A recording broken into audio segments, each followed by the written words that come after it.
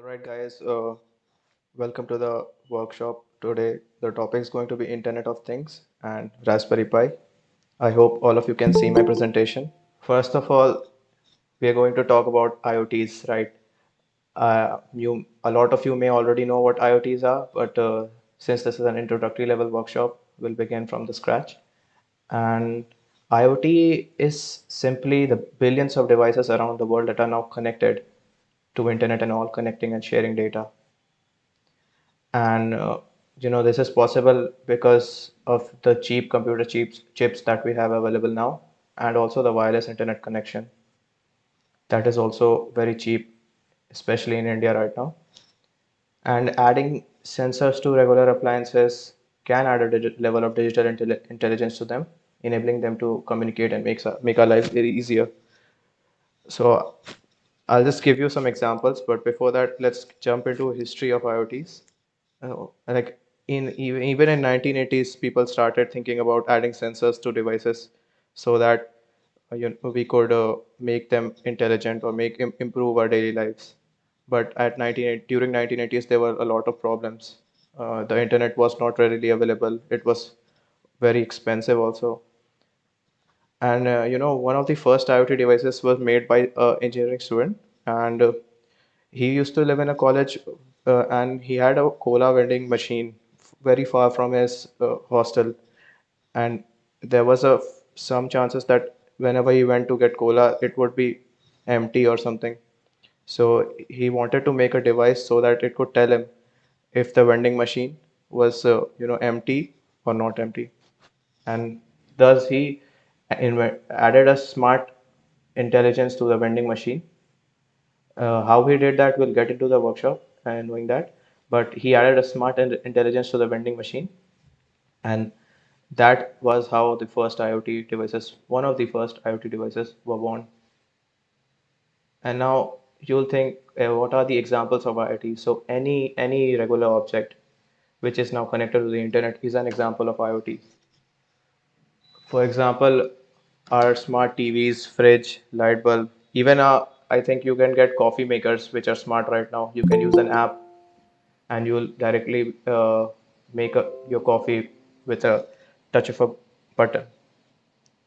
And IoTs can be small and also very big. And something like a driverless truck can also be called an IoT because a truck is a regular device or machine, and connecting it to an internet or adding smart intelligence to it with the use of sensors or machine learning or anything makes it an IoT. So it may be called Internet of Things, but it's not necessary that it should be connected to the internet every time. Moving on, why you should all learn or have an interest in IoTs right now, because the future of IoTs is very big. As you can see, by 2025, we'll have around 41.6 billion IoT devices in the world, and that's a very big number. Also, by 2022, the worldwide spending on IoTs would pass the $1 trillion mark. Right now, it's already on $800 billion per year, so it's quite a lot already. So it's a rapidly growing market, and you should, like, if you have interest in this uh, field, you should definitely know about IoTs and how they operate. And obviously, the benefits of IoTs, why were they made in the first place? So, the first and the obvious reason would be it makes our lives easier, a lot easier. You can have smart bulbs now, smart fridges now, smart fans even. Anything you can do with a touch of a button. You don't have to get up to light up your room, or switch on your fan. Anything that you want, you can add out intelligence to it, and it can be an IoT. Manufacturers can add sensors to transmit data from their devices to check how they are performing and improve on it. So, like something like a smart fridge, some manufacturers can add sensors to it so that they can get data from it, so that they can realize how their device is performing. Is it cooling effectively? How much electricity is it taking? And based on all of this information, they can improve on their device in the next version, so they can make a better version of the smart fridge or anything. So this helps them a lot, and it has also provided automation in a lot of sectors. We all know that a lot of industries are making a lot of you know entry level tasks automatic. So, as the name suggests, a single board computer is basically a computer built on a single board, and it can perform a number of tasks. And typically, a single board computer consists of one or more microprocessor, memory, input output units, and other features which are required for a functional computer. And then, what makes them really popular is the fact that they are low cost, they consume less power, and they are compact. So, comparing single board computers with desktop computers, a single board computer is not as powerful as a desktop computer, but they are more than enough for the purpose they are used. And usually, they are not compared in terms of their ability because the way they are designed is completely different. And on a single board computer, everything that is required for it to be functional is on board. But when it comes to a desktop computer, you can connect external peripherals through a socket. And you also don't need additional memory or storage for it to boot up. Comparing single board computers with microcontroller, a single board computer is very powerful compared to a microcontroller, and single board computers can run mainstream operating systems like Raspbian and Noops. These operating systems are Linux based, and they are well compatible with other devices also. Single board computer also supports network connectivity via Bluetooth. Example is Raspberry Pi, Beagle board, and Jetson Nano. All of these are very powerful single board computer. The most popular one is Raspberry Pi, and then you have Beagle board, which are used for gaming server. They're used as gaming server, and Jetson Nano is used for AI and machine learning applications. And then Odyssey, it can run a full version of Windows 10 on it, and RockPi is a good alternative for Raspberry Pi. So this is how BeagleBoard looks like, and this is Jetson Nano.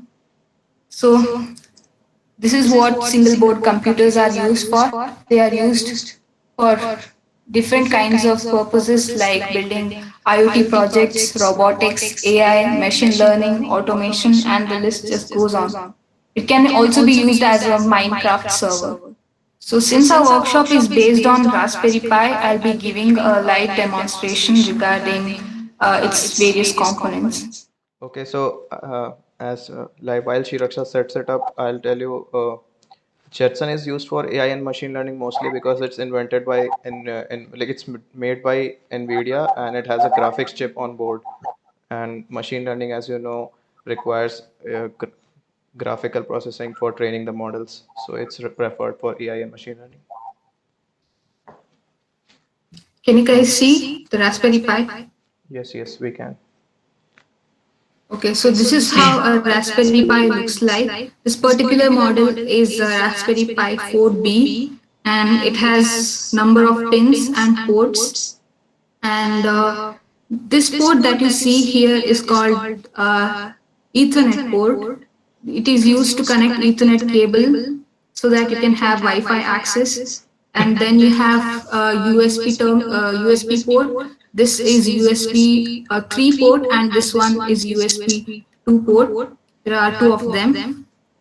And Raspberry Pi has an onboard audio jack. It can be used for uh, different kinds of sounds effect like speech and others, or to stream live music. You have a camera module here. This can be used to insert a camera module. So this is how a Raspberry Pi camera module looks like. It's a 8 megapixel camera, and then you have two HDMI port, a micro HDMI, and the port that you see here is a power port. It's Type C power port. You can connect it with your laptop so that the Pi can boot up. You also have an SD card slot. It's an external memory. And the port that you see here is very similar to camera module, but it's for the display.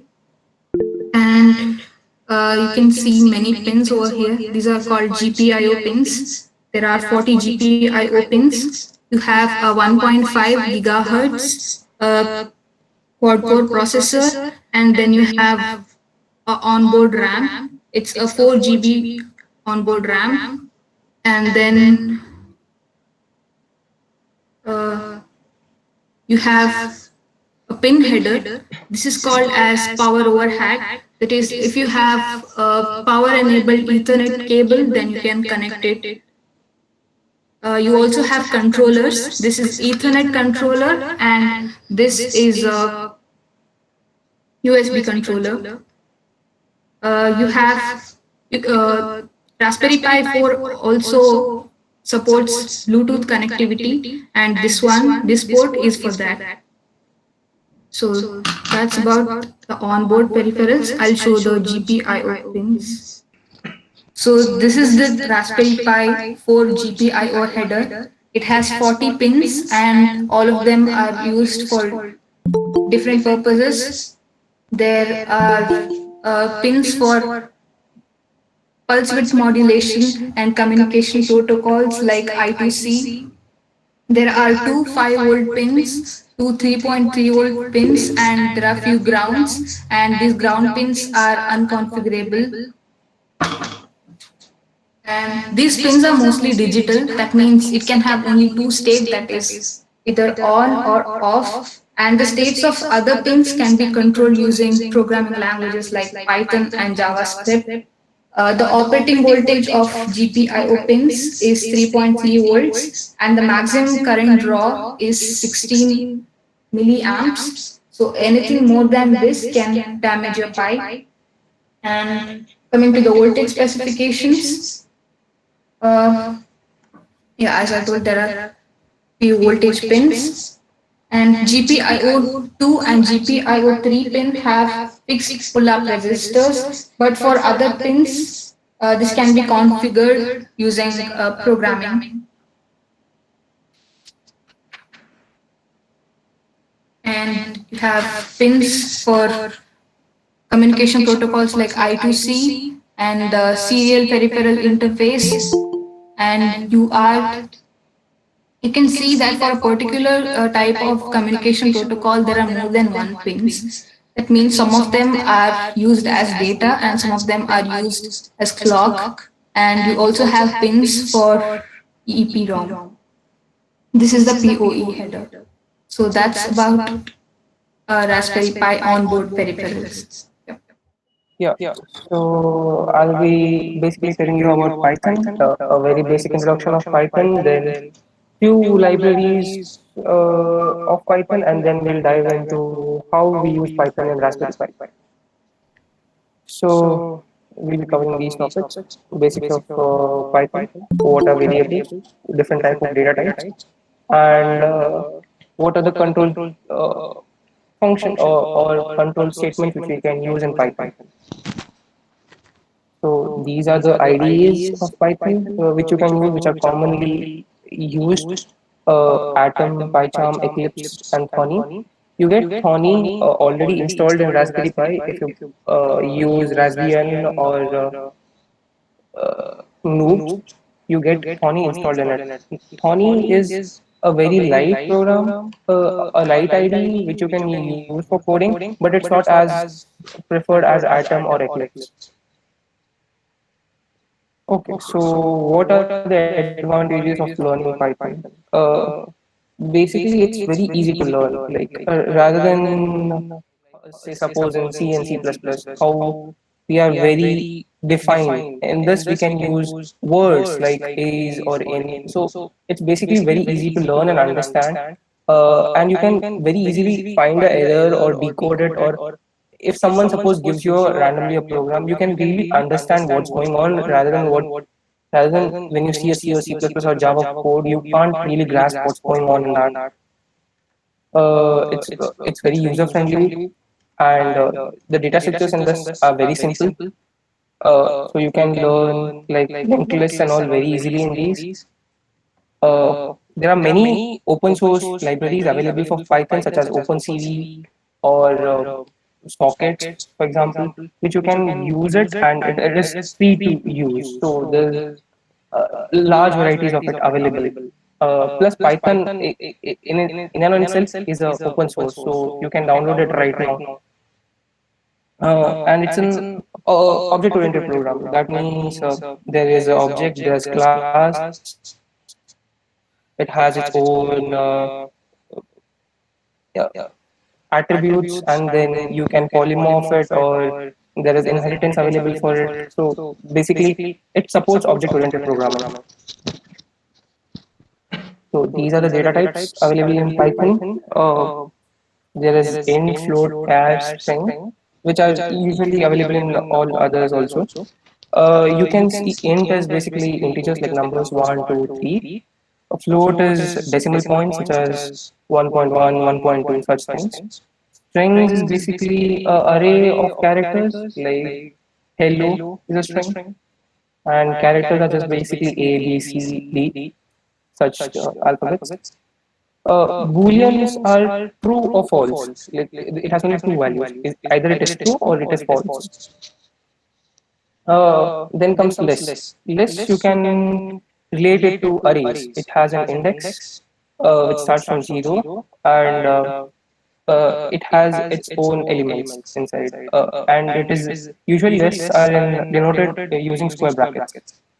Then comes tuples. Tuples in Python is similar to lists. You can access an element using its address, but the only difference in tuples is it's immutable, which means you can't rewrite on the same tuple. If you want to create any changes, you have to make a new tuple. So this basically helps while some sorting stuff or something, like you don't have to, because it's a way you can't change the order, so it's basically you can use it while searching or something. uh, Sets in Python, it's basically an unordered set of elements, and they are unique in value, so there are no two same elements available in sets. These are usually denoted in curly brackets. And then comes dictionary. Dictionary is basically a key value pair, such as you can see in here. One is the key and apple is the value. So you can access a value using its keys, such as if I print dictionary square brackets 1, so it will access the key 1 and it will shows the value apple. And basically in data types, in Python, there's another use for this is you can change a floating to int, or you can change a tuple to list, uh, which is actually just by using the function called list, and then whatever you want to convert in brackets, and it will convert a tuple into list, or you can convert a set into list using just list brackets and then whatever you want to convert. Similarly, you can convert into tuples, dictionaries, or sets. But for dictionary, you have to have a key value, or else it won't create a dictionary. Okay, so let's dive into control flow. This while loop.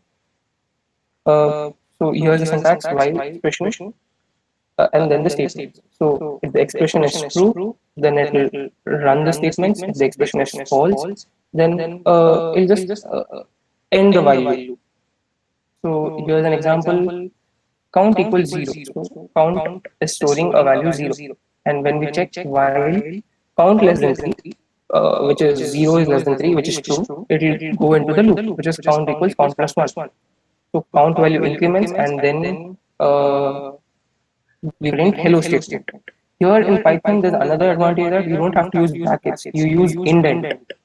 Indent in the sense space. So as we can see, there's space between like the count is equal to count plus one, and while they are not on the same line, it's a bit further. So it basically indicates that the count and print statement comes under while. So this also helps us while decoding. Or if there's some error, we can understand via this. Okay, so here we can see count increments and then it prints hello. This happens thrice, and when count is incremented to 3, the statement becomes false and it just skips out of the loop. As we can see on the right, that's the output. We get hello 3 times. Next is the first for loop. Uh, for loop, this is the basic syntax for iterator, iterator val, and in sequence, and it runs the statements. So, for example, you can run a list for, as you can see in the example, L, it's a list which has elements such as hello, how are, then you. So you can have any kind of sequences. You can have a dictionary keys as sequence. You can have tuples as sequence. You can have sets as sequence in a for loop, which is a bit of unique when you kind of have seen in Java or in C++. This is a bit different than that. You can also loop it n times using range n. Okay, so here we can see when we run through the loop for I in L. So basically, it accesses all the elements available in L, and then prints it. So if we can see on the right hand side, the image we can see it prints hello, the first element, then how are the second element, and then you, the third element. Okay, so these are the conditional statements. If statement, it's a very basic one. So if the statement is true, it runs. If the condition is true, it runs the statement. If the condition is false, it just skips the statement. As you can see in the flow chart. Here is the and this is if else statement, which is another variation of if statement. If the first condition is true, it runs the statement. If it is false, then it will run the else statement. So here we can see the example a is equal to 5. If a percentage 5 equals 0, which means if a and 5 are divided, the remainder, if it's equal to 0, then it prints a is a multiple of 5. If it's not 0, then it prints a is not a multiple of 5. As you can see, when I give the input as 5, it prints a is multiple of 5. And when I give 6 as input, it shows a is not a multiple of 5. So it's basically, it checks whether this condition is true or not. If it's not, then it skips the state. This is another variation of if or if else statements nested up.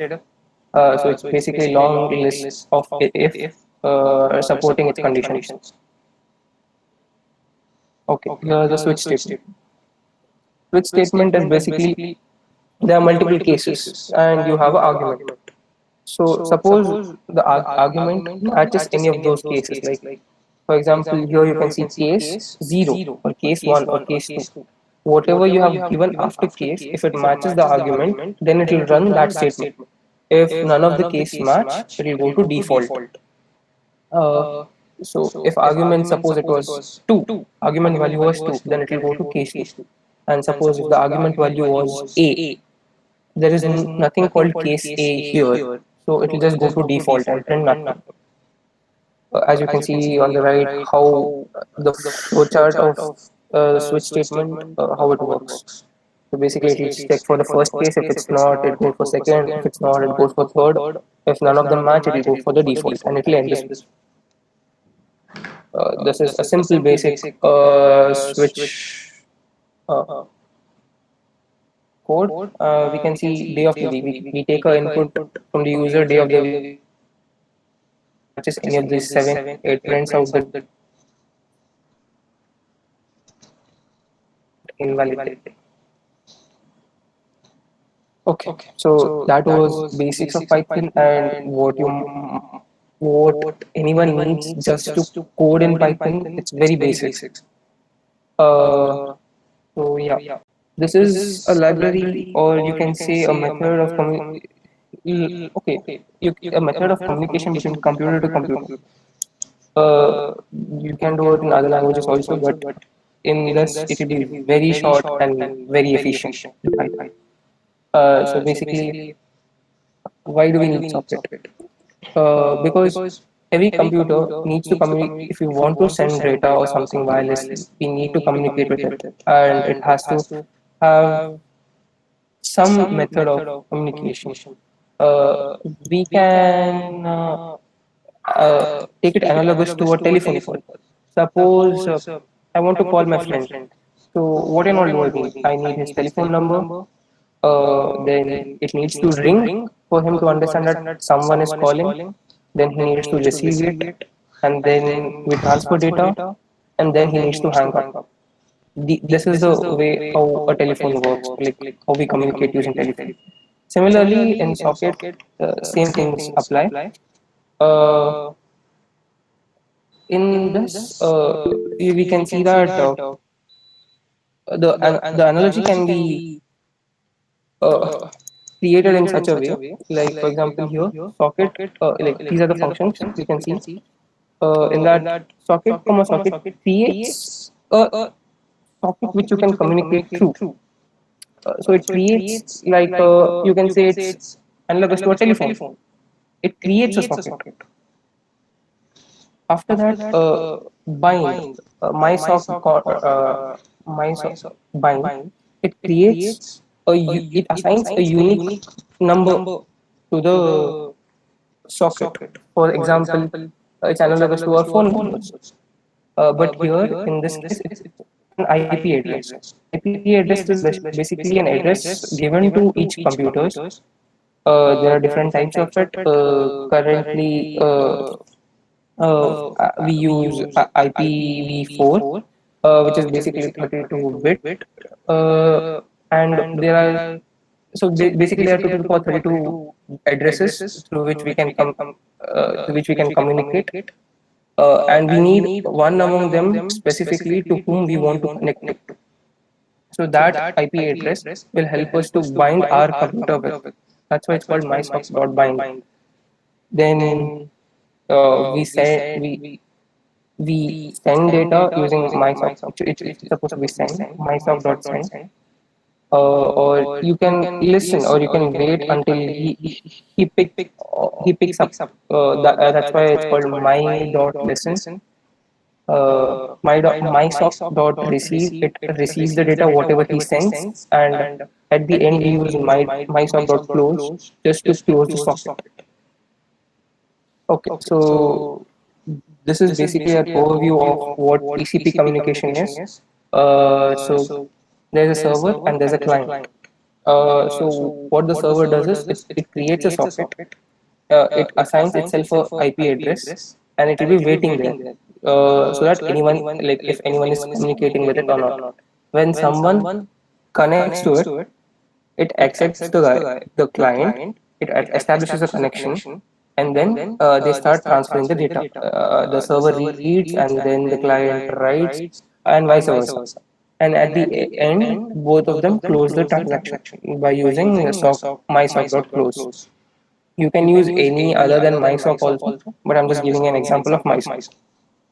Okay, so this is an example of a web server. Like basically, this is a very short version and not efficient version of a web server.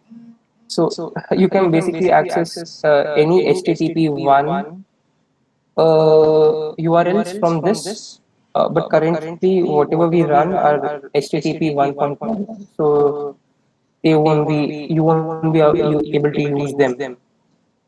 So yeah, let's go through this program. First, we import the socket library by import sock, and then we ask the user for a URL which he wants to visit, and then we sort through those uh, input by using url.split. So every slash, it splits the URL into every different slashes, and it will create a list of it. And then we take the second, or like after say whatever the it has a proper syntax. So we take the second one, which is the site name, as the host, and we create a socket using socket.socket, which is basically a MySock object. Later, using MySock object, we connect to the host by using port 80, as you can see in the sixth line. Then we send a get request. Get request is basically you are asking for the server to go to this particular URL and collect the data.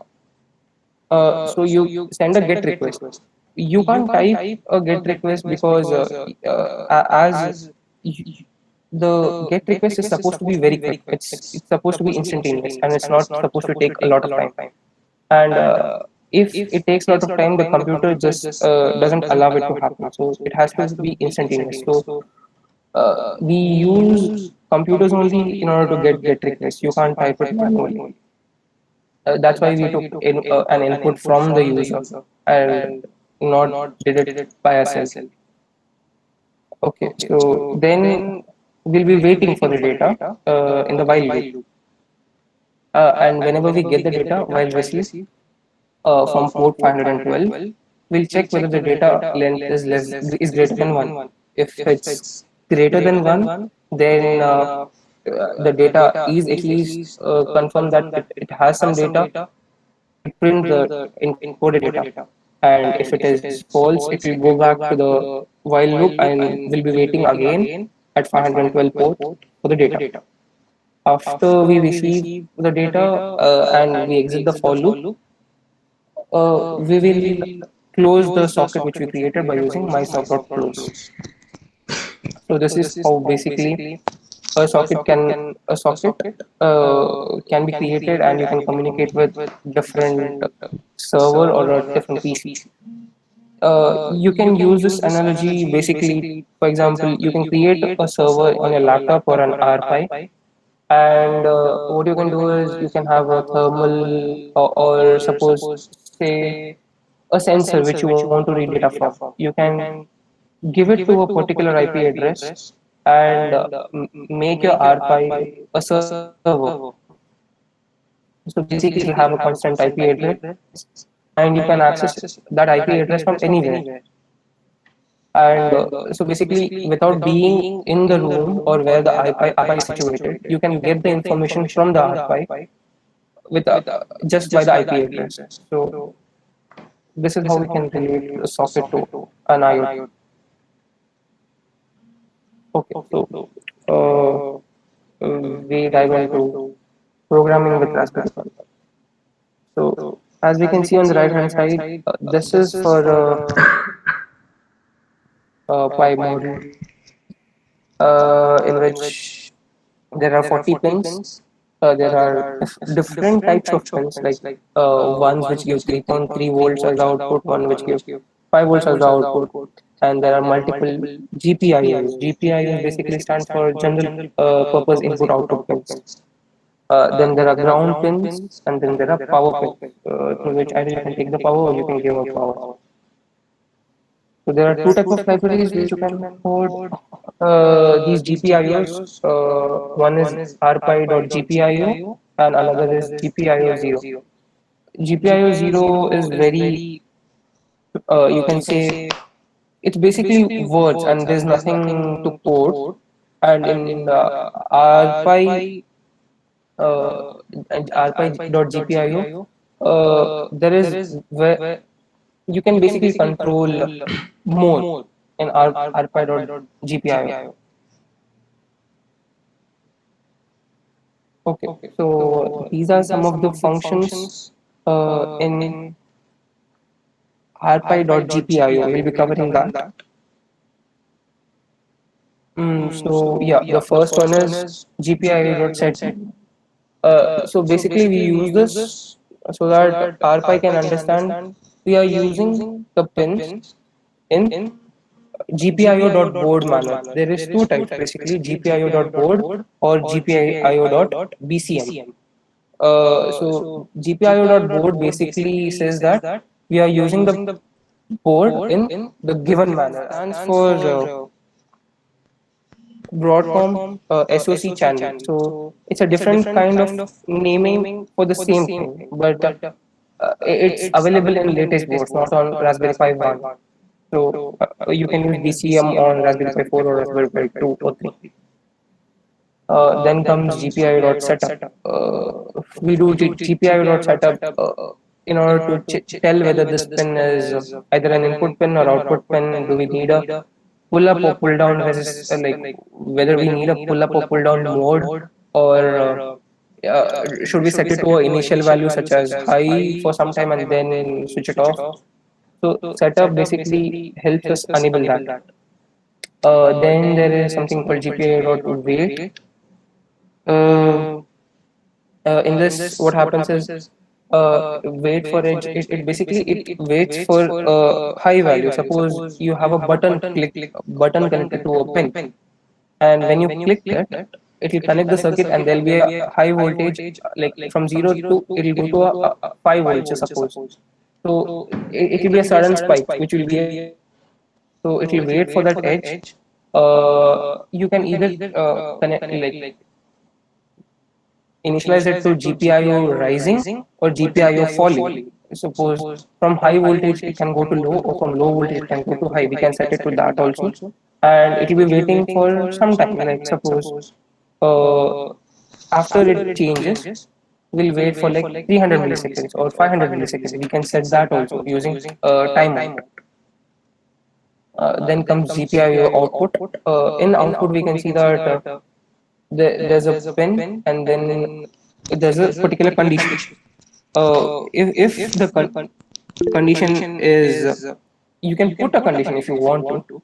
Like suppose GPIO high is true, then at 18th pin it should be high. Or we'll discuss about this in the further example. And then comes an add event. So basically, if a button is clicked, you can again set it for a particular condition, call back to a different function, or make it debounce. Like for example, if you click a button, there is something called debounce, uh, which is because of the button. So you can set the debounce time also. So this is a example for glowing a LED. We first import the GPIO library, and we import the library called time. Time is basically uh, to set delays or something. So we set we set the Raspberry Pi using GPIO.set mode, and then we define that the seventh pin is the output pin. Then there is a function called uh, uh, blink, which takes in the input how many number of times and at what speed should it be done. So we go into a loop to show to repeat the cycle those many number of times, and then we print which iteration we are stuck on, and we give a high value at pin 7 using GPIO.output. So basically, as you can see on the circuit, what happens is the seventh pin goes to 5 volts. There is a resistor to divide the voltage going to the LED, and the LED glows whenever seventh pin is high.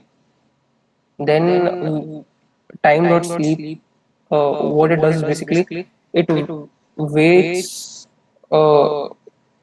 till that amount of time until we go to the next statement. So if you want a quick flickering LED, then we can keep the speed very low. If you want a delayed LED flickering, then we can keep a speed too high. Then GPIO output is false, so the pin falls down to 0 volt, and again we wait until this we wait until the speed is the time is over. And after all this for loops is done, we'll print out done. We use GPIO.cleanup because sometimes there are errors given by RPAD or GPIO, which are basically some suggestions which you can just clean up using GPIO.cleanup. Okay, here's another example which uses button. Wait, So Vignesh, just show them yeah, the previous code once again. I want to. yeah. This is for basically taking in the input from the button. So what we do here is uh, we import the library and the GPIO library and time. Then again we set the board to GPIO.board. We can here use set one into false. Like in the previous one, as I said, GPIO.cleanup. We can either use this or we can use GPIO.set warnings to false. We can use any one of these. Then we set the LED a variable called LED on to false, and then what we do, we set up pin 23 as an input pin, and we use a pull pull up like we set it to pull up mode. Like if you're taking in an input from a pin, it will be connected to a button, and that will be connected to a power source or a ground. Suppose if you click the button, it will either get a value of 5 or 0. We can't take a value between them. It will be either 1 or 0. If you want something between them, we can use a pull up resistor to show like it has a value, or else it will give us errors. So we set it to pull up when we're using a button, and then we define a function called switch. So what we do here is the global variable LED on we have which we have set to false. Uh, if it is on, we will negate it. Suppose if it was false, we made it to true. And then again we go to next statement, GPIO.output. Here the 18th pin, we as I said in the previous one here, GPIO.output pin and then condition. So here we can see GPIO and at pin 18, if the pin is high, like, I mean if LED is true, then we should set it to low. If it is false, it should be set to high. So we can give such conditions. And so basically, if we click a button, it will go to it will make the false to true, and then we'll see the LED glow. If we remove our hand and click it again, so it will set the LED on to false, and it will off the LED. Uh, and we can create an event basically by add an event. So when we click the button, we can see there will be a sudden spike from 0 volt to 5 volt, which is GPIO rising.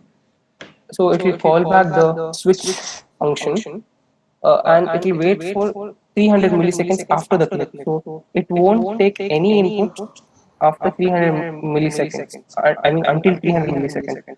After 300 milliseconds, it will take the input from the user. This is basically to avoid debounce. So this is how you use these basic functions in R5. This is a simple, traffic light system that you can make uh, using your RPi. You can see the three different LEDs that keep switching in between. We have made one of such webcams, and now Shiraksha will explain you how you can make it for yourself too. And this does not require any coding, so even if you are not, friend comfortable with coding, you can probably do this. So guys, this is one of the application of Raspberry Pi where you can live stream videos. It's a simple IoT project to build your own surveillance system, and it's a DIY project and it requires no prerequisites. So if you're new to working with Raspberry Pi, then you can go for it. So the hardware we're going to be using for this is uh, yeah, the Raspberry Pi, and then we need a SD card so that we can flash it to our SD card and then insert it to your Raspberry Pi. And then we need USB webcam or a Raspberry Pi camera module would also work. And then you need a suitable power supply. But since I'm connecting my Raspberry Pi with my laptop, it acts as my power supply source. And then you will need a software for this. And we're going to make use of an application called Balena. It's a platform for deploying IoT projects. It's open source, so you can make use of their open source software, or if you already have your own custom application, then this helps to prototype it. So all you have to do is have to deploy the application, and once that is done, it leads to the dashboard, and then you can deploy the application here. Since I've already deployed it, I'm not going to do it again. And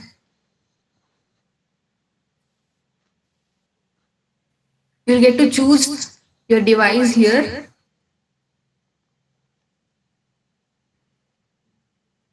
Okay. Add device. I'm using Raspberry Pi 4. And then you'll have a lot of single board computer options here. All of them are Linux based. This is my Raspberry Pi 4. And then the edition is development, and you can choose the suitable network connection. Mine is Wi-Fi and Ethernet. And then your passwords, Wi-Fi password, and it starts downloading. I've already downloaded it. So, so basically a zip file will be downloaded, and then what you have to do is you have to flash this to your SD card, and then insert it to your Raspberry Pi and connect the RPi to your laptop so that the Pi can boot up. And after some time, your device will show up. Mine already did. So yeah, it shows that your Raspberry Pi is online and it's connected to your cloud. And then it starts down an application called Kerberos. It's basically a open source software for video surveillance. And then it takes some time to download. And then after it's downloaded, it starts running. And then you have to toggle the public device URL option here, and then go to the link. It leads you to the dashboard of Kerberos. So yeah.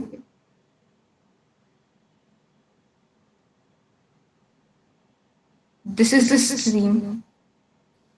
Yeah, so mine was already connected, so it directly showed up. So what happens is you'll be leaded to this site here, and then it asks you the uh, password to log in. And once you log in, you can configure it.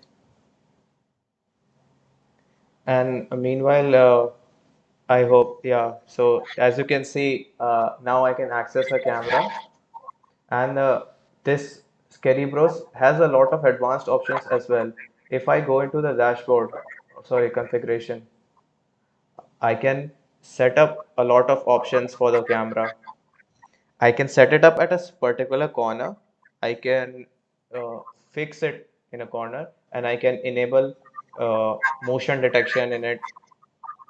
And what it can do is it will give you outputs in the form of, it has different it has like various forms of output, but the two most popular ones are script and GPIO. And by GPIO, what it means that whenever it detects motion, it will just light up or set a pin to high, and whatever sensor or actuator you have set it up to it, it can uh, tell you about that.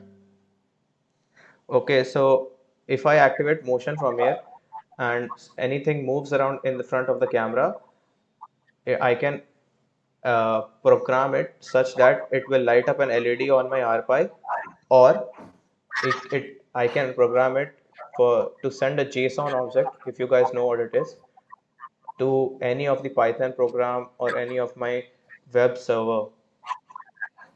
So I can remotely know from wherever I am that someone just moved in front of my camera, or I can even access the feed, as you can see, the live feed of whatever is happening. So I think it's very cool that you can do this under 30 minutes. Okay, so first of all, okay, so you import the rpi.gpio, which basically helps the pins function with the code and time for the delays. So when you set mode, basically there's two types of naming of the pins. There's baud and if I'm not wrong, there's BCM. So over here, the baud mode is used, so that's specified. It's just basically two schemes of numbering the pins, so it's not much of a difference. Then the pins are set up respectively, all are outputs because they're all LEDs basically. Then when then you eventually get into the function, right? So over here in this particular example, there's parameters for the times of which light will be on for how long. So essentially, what you loop is your first case would be if it's like a red on. So then you do GPI.output the pin number for red, comma true for if that's on, and the other two pin numbers will be false. And then you put a time dot sleep, which basically is essentially a delay. So the light stays on for that amount of time. Then you follow the similar cases for the other three lights, keep putting off the two.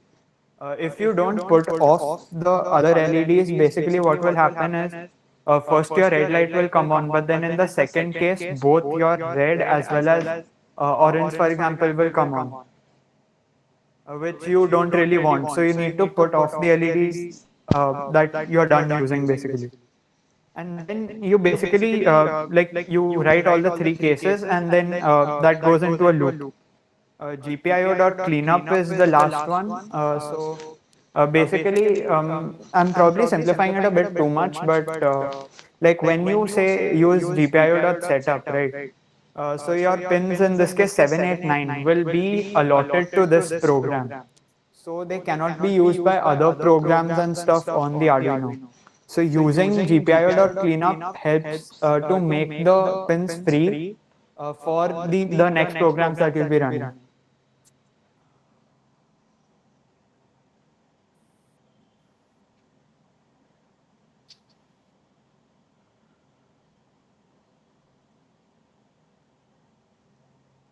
And meanwhile, I hope, yeah. So as you can see, now I can access a camera, and this Scary Bros has a lot of advanced options as well.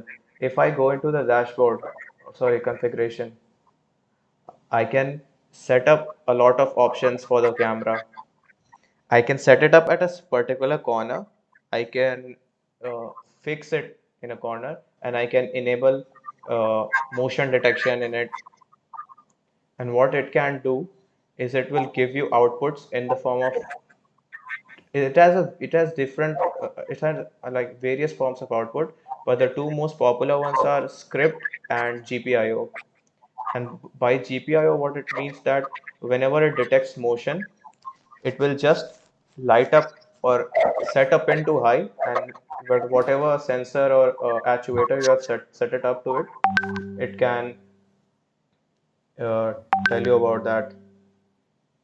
Okay, so if I activate motion from here and anything moves around in the front of the camera, I can program it such that it will light up an LED on my RPi, or I can program it for to send a JSON object, if you guys know what it is, to any of the Python program or any of my web server.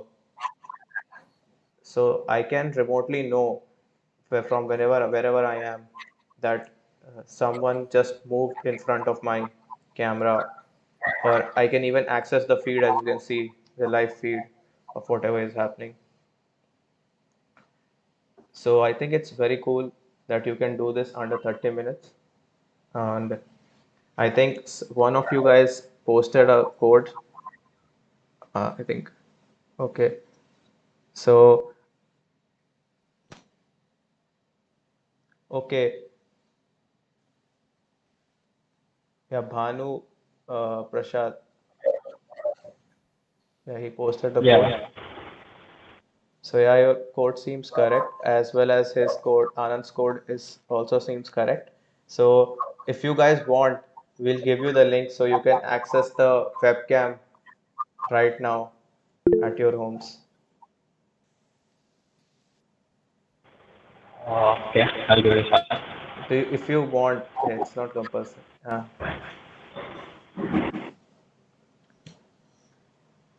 So you can have a feel of how these things work. Okay, I'll try. Okay.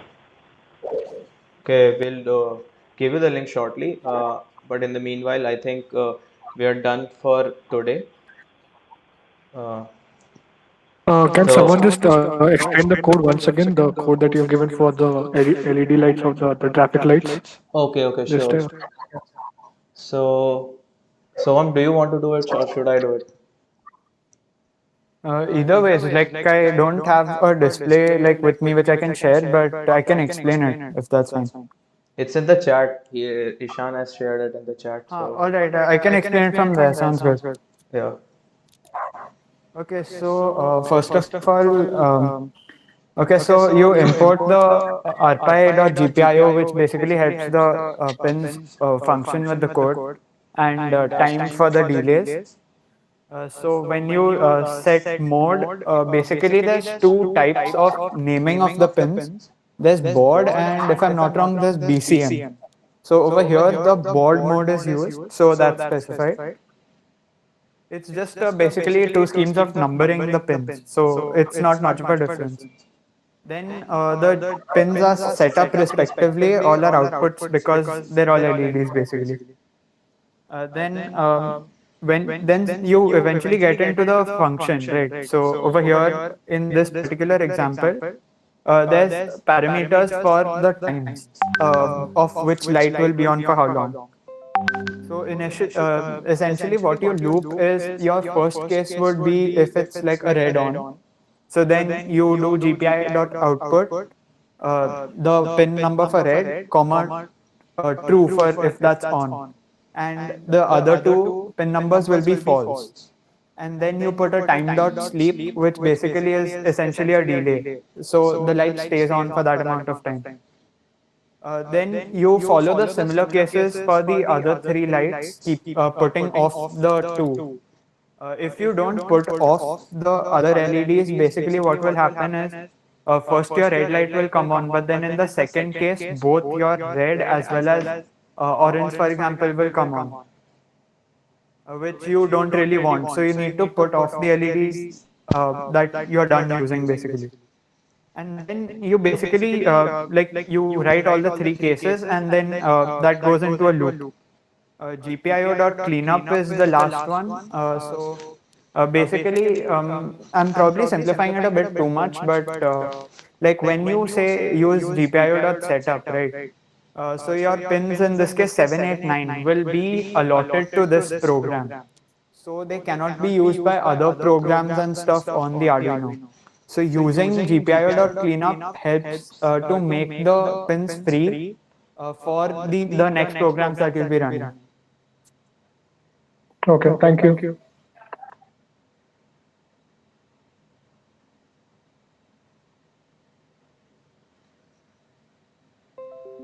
All right, guys. So for today, I think that's it. So what we did in today's workshop was intro to what IoTs were, and then we showed you the basic Raspberry Pi, the onboard peripherals, what single board computers are. We went into Python a little bit. We talked about socket libraries and we talked about the RPi programming. And then you guys tried to solve the traffic light problem, which some of you did. And As you can see, it's not that hard. And finally, we showed you how, guys, how you can make your own security webcam without even knowing any coding. There are a lot of third-party OSs which can let you make infinite number of projects using RPi. So single board computers are really interesting, and of course, as you can see, RPi would cost you around 3,000 to 4,000. It's very versatile, and it's used with a Pi camera or a USB camera. So at max, it'll cost you 4 to 5,000, and you can make a security webcam for your own use. And if you go inside, outside in the market, it'll be even costlier if you get uh, security cams which match the quality of RPi.